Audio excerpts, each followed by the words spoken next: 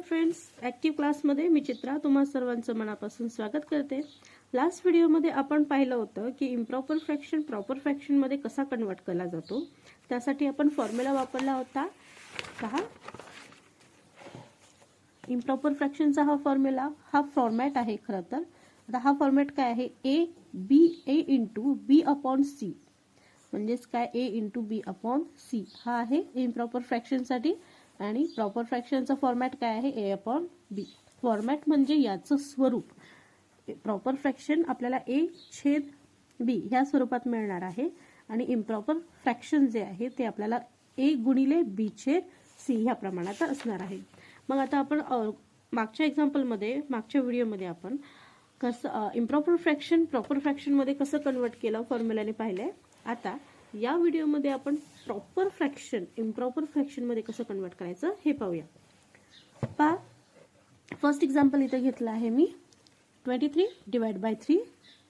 आता याला आपण 23 बाय म्हणूया किंवा आता ह्याचा सुरुवातीला न्यूमरेटर आहे 23, डिनॉमिनेटर आहे 3। न्यूमरेटर म्हणजे अंश आणि छेद म्हणजे डिनॉमिनेटर। मग आता या स्वरूपात काय असतं, डिनॉमिनेटरने न्यूमरेटरला डिवाइड केल्यानंतर जे रिमाइंडर राहते ते आपल्याला या पद्धतीने लिहायचं असतं। मागच्या व्हिडिओमध्ये सुद्धा आपण दाखवलं होतं। मिक्स फ्रॅक्शन जो आहे हा मिक्स फ्रॅक्शन कसा असतो पहा, कोशियंट म्हणजे ज्याने आपल्याला गुणक जो आपला भागाकार आलाय तो, हा रिमाइंडर म्हणजे इथे आपली आलेली बाकी, आणि डिव्हिजन म्हणजे ज्याने आपल्याला भागायचा आहे तो। मग आता इथे एक एक्झाम्पल मी सोडवून दाखवले। पहा, या 3 न 23 ला काय केलंय, भागलंय। मग भागाकार करतानाची ही साधी सोपी पद्धत आपली रेग्युलर शाळेमध्ये शिकवली जाते, ही आपण वापरली आहे। मग 3 7 21, 23 पेक्षा लहान असलेली संख्या 3च्या पाड्यात ज्या नंबरला येते त्या संख्येने आपण इथे गुणलंय। म्हणजे 3 7 21, 3 7 21, मग 23 मायनस 21 वी गेट 2। 23 मधून 21 गेले आपल्याला 2 उरतात। मग हे आपण या स्वरूपात मांडलंय, quotient into remainder divide by division, म्हणजेच आलेला गुणाकार बरोबर बाकी छेद भाज्य, ज्याने भागलाय ते। मग आता आपलं उत्तर काय आलंय, हा प्रॉपर फ्रॅक्शन आहे आणि हा इम्प्रॉपर आहे। म्हणजेच प्रॉपर फ्रॅक्शन मधून इम्प्रॉपर फ्रॅक्शन करताना काय करायचंय, भागाकार करायचा असतो, आणि इम्प्रॉपर फ्रॅक्शनचं प्रॉपर फ्रॅक्शन करताना गुणाकार करायचा आहे। हा दोघांमध्ये काय आहे, फरक आहे। आता याच पद्धतीने आपण नेक्स्ट एक्झाम्पल सॉल्व्ह करूया। तुम्ही माझ्यासोबत सॉल्व्ह करू शकता। पहा, 47 डिवाइड बाय 5। आता 47 डिवाइड करताना आपण काय करायचंय, साधी सोपी पद्धत आपण वापरायची आहे भागाकाराची। 47 डिवाइड बाय 5। मग 47 नंबरपेक्षा कमी असलेली संख्या 5च्या टेबलमध्ये, 5च्या टेबलमध्ये कुठे आहे, बरोबर 5 9 जा 45, म्हणजेच 5 9 45। ठीक आहे। आता आपल्याला किती उरतायत सांगा, 47 मायनस 45 म्हणजेच आपल्याला आन्सर मिळत आहे 2। 47 मधून 45 गेले म्हणजे आपल्याला मिळतात 2। मग आता आपण हे ह्या स्वरूपात लिहायचंय, म्हणजे आपल्याला आन्सर काय येतंय, पहा, जो गुणाकार आलाय तो अगोदर लिहायचा, कारण ती संख्या पूर्ण असते, है की नाही। पूर्ण संख्या आपण अगोदर लिहायची आहे। मग आलेली जी बाकी आहे ही बाकी आपण इथे अंशस्थानी लिहायची आहे, आणि ज्या संख्येने आपण ह्या नंबरला भागलंय ती संख्या छेदस्थानी घ्यायची। ठीक आहे। म्हणजे आता आपण तुम्ही ताळा पद्धती सुद्धा करून पाहू शकता। पहा, 9 5 45, 45 अधिक 2 म्हणजेच किती, 47। ठीक आहे, उत्तर मिळतंय। ह्या पद्धतीने सुद्धा आपण करू शकतो।